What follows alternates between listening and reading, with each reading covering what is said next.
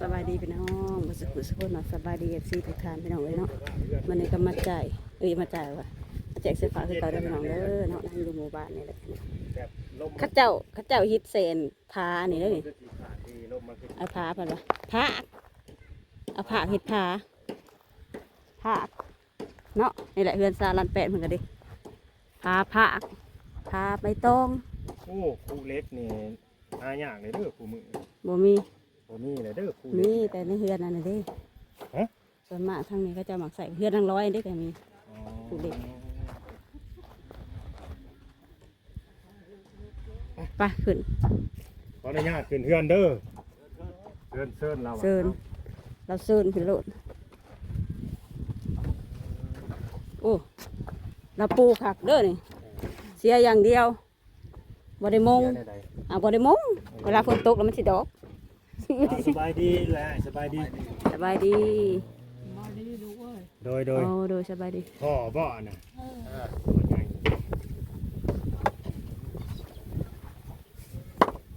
เดี๋ยวเขาเชื่อลงไปเอาใช้สาลูกผู้นึงไปละบาทลูกทุ่งเจ้าน่ะบ่ผู้นึงไปเวียง2 คนเอาพัวมาแล้วเอามีลูกจักคนอันนี้4 คนมีลูก4 คนพุ่นน่ะน้ำกินบ่หรือเหล้าอันนั้นในกระตุกน่ะเหล้าเหล้าต้มนี่เหล้าต้มเองเอามาขายซะบ่หรือว่าใดบ่เขาไปซอยดองกินบ่หมดก็ยองเอาไว้นี่แหละเฮือนจุกันโทษเด้อเอื้อยกับอ้ายชื่อจังได๋นี่จะอาตีนขึ้นดูชื่อในใดเจ้าชื่อคอยกองคำเอื้อยเด้นางรัดเอื้อยหลัดกับอ้ายกองคำอันนี้เป็นเฮือนเนาะเฮือนแล้วโอ้ยฝนตกฝนใหม่ฟ้าใหม่มันสิบ่เปียกบ่พอนี่เปียกแล้วทางมันสะนี่ว่าเราได้อันนี้น่ะฝนใหม่ฟ้าใหม่บ่ได้ยั่งเลยคันแนวนี้เนาะเฮือนมุงเฟืองพี่น้องมันก็สิเย็นอยู่แบบยามร้อนนะครับแต่หน้าฝนทันทีเนาะบ่ได้หัวบ่ฝนตกหัวเฮือนเนาะ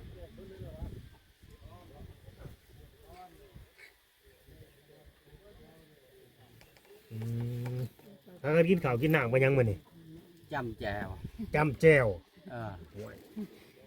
ก็คือได้จำแจวเนาะบาดนี่บ่ได้ไปหาจักจันนั่น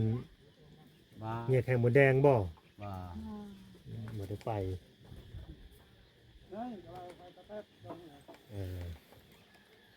แต่พอแล้วใส่จังได้จำแจ่วเนาะบ่ได้ไปหาของอยู่ของกินพี่น้องบ่ได้ไปหาวันเฮ็ดให้เฮ็ดหน้าอยู่บ่ซุมเจ้าก็ดิเฮ็ดนาคุมอยู่คุมกินบ่ข้าวน้ำสำปาคุมนั่นแหละหน้าบ่ลายบ่หน้าบ่กว้างเฮ็ดให้เฮ็ดหน้านี่พากันเฮ็ดในใดเอาควายบ่หรือเอารถไถเอาควายยังใส่ควายไถเนาะยังใส่ควายได้พี่น้องไว้ทางนี้เฮ็ดหน้าแบบสมัยเก่าเฮาพุ่นแหละแต่พ่อแต่แม่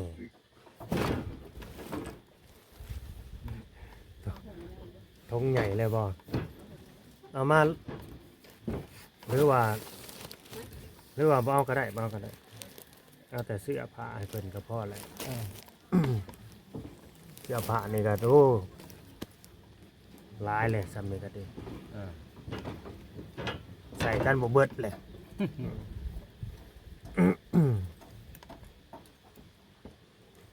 นี่แหละพี่น้องเอ้ยมื้อนี้ก็มาเป็นสะพานบุญให้ผู้รักผู้ใหญ่เพิ่นเสื้อผ้าก็มาแต่ไทยเพิ่นแหละเป็นเสื้อผ้าพี่น้องฝั่งไทยเคยไปไทยอยู่บ่ซุมเจ้าก็ดิบ่ลูกสาวเราไปมีแต่ลูกสาวไป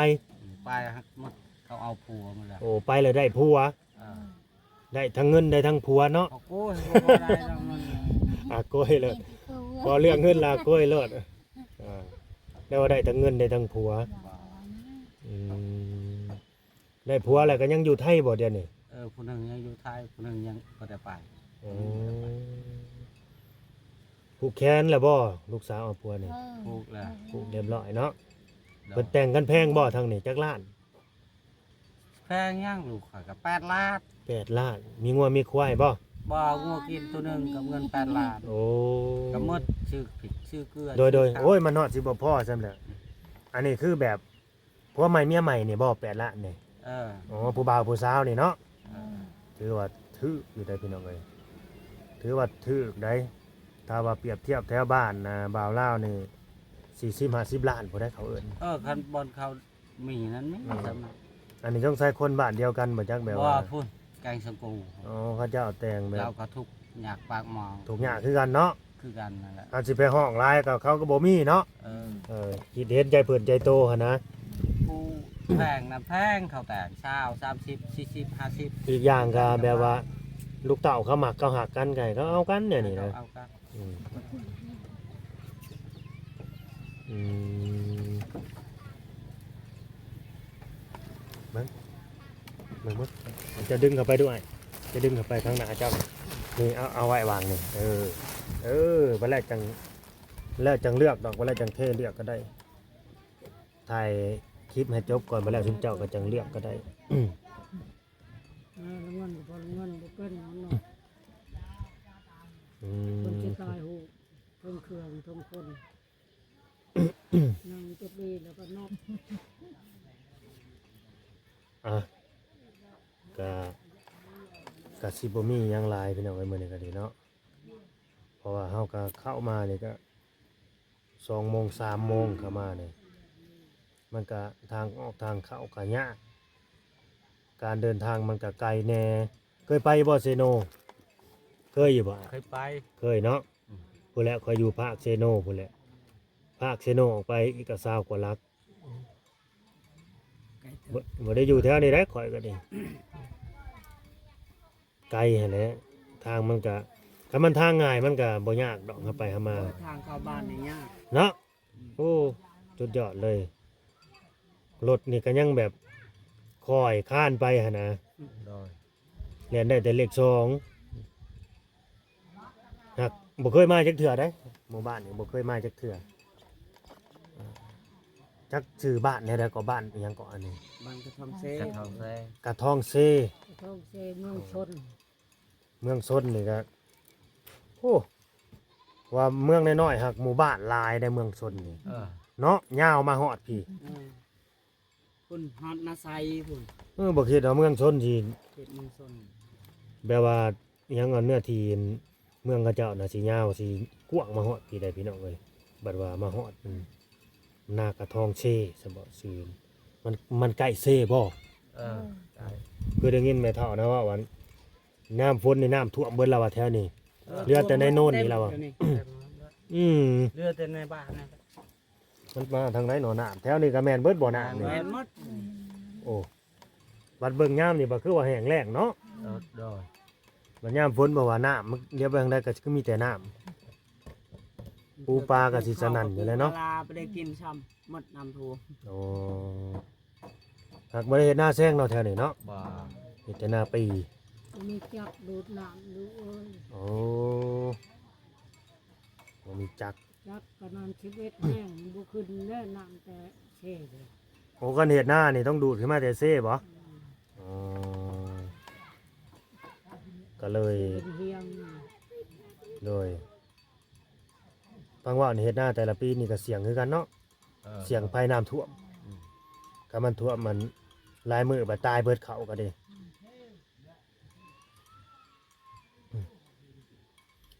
พี่น้องเอ้ยเนาะก็ฝากผู้หลักผู้ใหญ่เด้อพิจารณาเนี่ยสำหรับเคสนี้ก็ดีเขาน้ำจำปาเพิ่นก็อึดว่าซั่นไปไว้ในไสเสือเขานี่ไว้อยู่เล่าบ่ เราพูดนา อยู่ไส พูดอยู่เพียงนา โอ้แสดงว่าบ่ได้นอนในนี่บ่สมเจ้าน่ะ น้ ไผจะเผาเหล้าเขาให้ ำสิเผาให้ เหล้าเขาว่าอยู่บนหนึ่งคนบ่นอนอยู่บนหนึ่ง ผู้คนเท่านั้น บัดจิบอนมีคนอยู่เนาะ เออ พากไว้น้ำพีน้ำนองไหมนี่บ่ เออ ก็ได้ว่ามีแต่เหล้าเท่านั้นพอดีแล้วสิเหลือแต่เหล้าจะหน่อย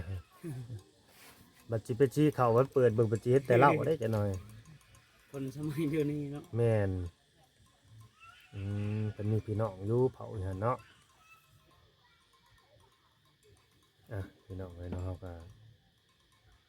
สิบ่มีหยังหลายเนาะสำหรับคลิปนี้ก็ดีสิบ่รบกวนเพิ่นหลายเนาะเราปลูกมักสาลีอีกหน่อยก็ดีตกแรงผู้บ่หรือว่าหน้าฝนสาลีนะ น้ำคนนั่นแหละ บ่อนไผสะนอนตัวหั่นน่ะคือว่าเฮ็ดประตูออกเข้าคักแท้ น้องเขานั้นเลย โอ้ เราลงตาง อ๋อเมื่อก่อนเพิ่นอยู่หั่นเนาะ เออ โอ้ลงต่างแล้วตอนนี้อันนั้นคือสิลูกบ่แล้วจะเฮ็ดกำปองกำปึ้งอยู่หั่นเนาะ หลังคาน่ะ มันฮ้อนว่าจังได๋ก็เลยจอยลมเข้าในกลางคืน ดอยเขาดื้อเขาเห็ดไป แม่นฝากคนรักผู้ใหญ่ซอยพิจารณาแล้วก็ฝากกดไลค์กดแชร์กดติดตามเด้อพี่น้องเอ้ยเคยได้อยู่บ่เสื้อผ้าแบบนี้มีคนมาแจกอยู่บ่ บ่ เป็นข้างทมิตรเนาะนี่เนาะ เลย บ่เคยได้แล้วพี่น้องเอ้ยเพิ่นก็เนาะแต่สมัยคือสมัยตั้งแต่บาลายังน้อยแฮงบ่เคยได้แล้วแบบนี้ยังบ่เคยได้เคยเห็นบ่เคยพอพี่น้องเอ้ย ยังบ่แล้ว ก็ตามนั่นแหละเด้อครับก็สิได้จบคลิปไว้ซ้ำนี้แหละเนาะเขาเจ้าก็อยู่ไปตามมันมีตามเกิดนี่แหละเนาะแต่ว่ากลางคืนมันก็หุงบ่ไฟโซลาร์เซลล์เจ้าได้ไต่อยู่บ่น่ะคือว่า บ่ เป็นแน่คือว่าไปติดไว้นะครับ มันนั่น มันตายแล้ว แล้วบ่ได้มีหยังบ่ได้ไต่หยังกลางคืนนี่ บ่ บ่มืดอยู่ หมดแล้ว บ่มีตะเกียงบ่ได้ใช้ตะเกียงบ่ตะเกียงก็บ่มี ใช้ตะเกียงฮะน้ำมันรถมันแพง เนาะน้ำมันตะเกียงก็แพงนะง่ายๆซะกูมื้อนี่ก็ดีก็แพงไว้เบิดอีหยังก็ดีพี่น้องเอ้ยบ่แพงในน้ำมันอยู่ปั๊มเซโนยังลิตรละ51,000เลยตกมาพี่แห่งสิแพง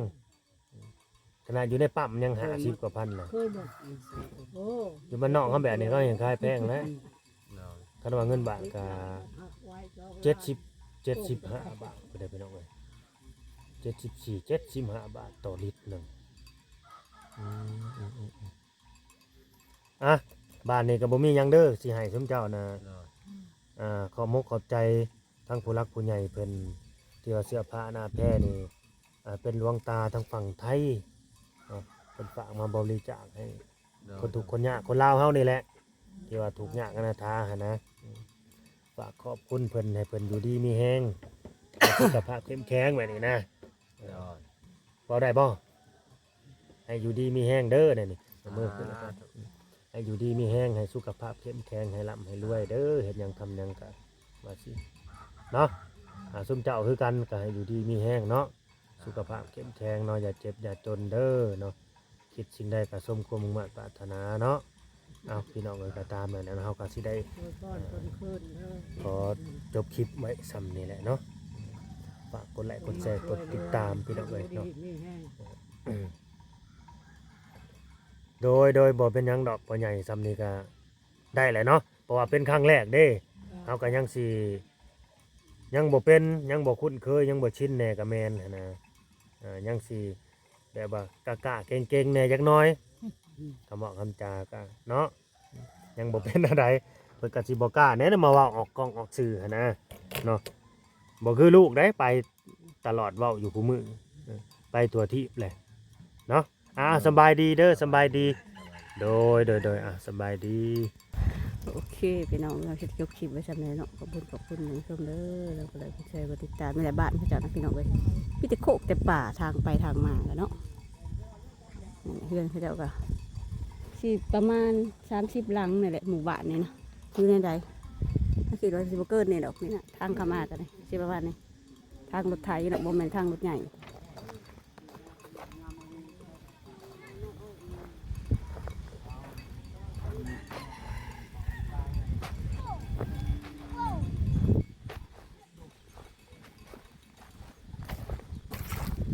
เลือดซานแม่ห่างลูก3หนึ่งเขาคือหนึ่งใจเว้นแค่นี้ เอาไปแล้วบ่เสื้อผ้าเขาเท่านั้น ไปเบิ้ลเลยแล้ววะเบิ้งทำวิธีการหนึ่งเขาเขาจะอะไรคือเอากระสอบอันนั้นฮะคือเอากระสอบปลูกไว้ไม่ได้บอก